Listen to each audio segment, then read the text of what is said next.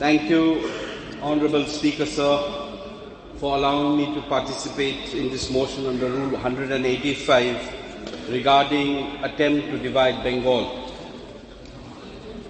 The time allotted is just 6 minutes, so I have a very structured speech. Speaker, sir, I represent the Darjeeling Assembly constituency, which gives me the legitimate right to participate in the discussion given the checkered and largely manipulated and misinterpreted political history of our region and the demand for the separate state of Gorkhaland.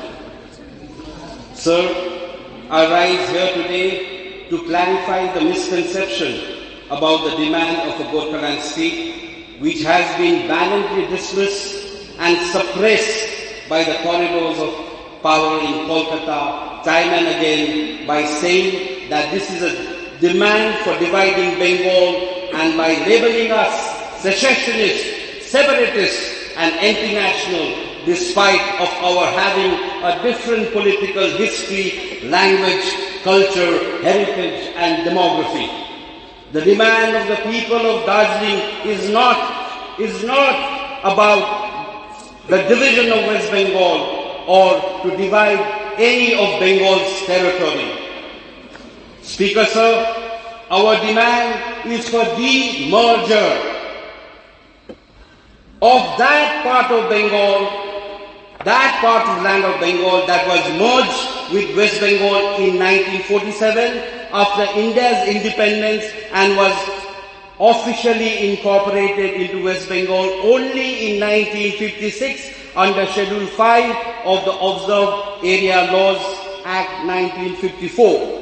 Sir, history bears testimony to the fact that Darjeeling was once an integral part of Sikkim. Government of West Bengal, the then left front government, issued a white paper on this in 1986. Then Nepal annexed this part. Again it was handed over to the British India and later on handed back to Sikkim. It was again taken back by British India and later on handed back to Sikkim, again by a deed of grant executed by the then Maharaja of Sikkim as a token of friendship to British. Darjeeling became a part of British India territory. Then, as it is kept now as non-regulated areas, sometimes as scheduled district, sometimes as backward class, sometimes as partially excluded area, sometimes as observed area under various legal and political structures. So I want to clarify again that the demand for Gorkhaland state is not about division of Bengal's territory, but seeking a rightful place for a region's culture and history in India's political map under the constitutional provision. Sir, I want to reiterate again with a clear distinction between separation and demerger.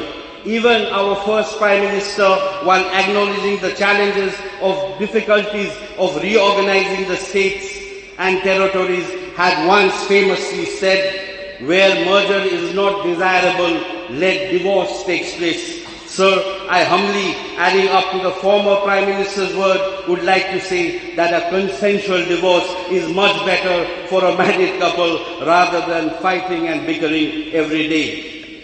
I belong from the most nationalist and patriotic community, the Indian Gorkha community, and I strongly object to the very ulterior motive behind bringing such a motion which is against the very letter and spirit of Article 3 of the Indian Constitution, and any motion in violation to the Constitution is not only ultra-virus, but it is also anti-Constitution and anti-national. Speaker, sir, division or no division, Gorkhaland or no Gorkhaland, merger or demerger, UT or separate state, that is a question of the future. We can just contemplate. It is to be discussed and debated in the Parliament, as our Honourable Chief Minister always says. It is their prerogative, it is Centre's prerogative. In the end, with one hand I hold the Constitution, and with other I hold my dear national flag, the Tiranga Jhanda.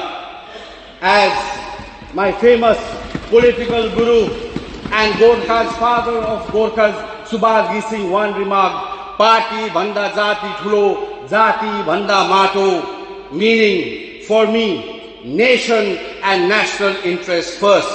For us, nation and national interest first. Thank you.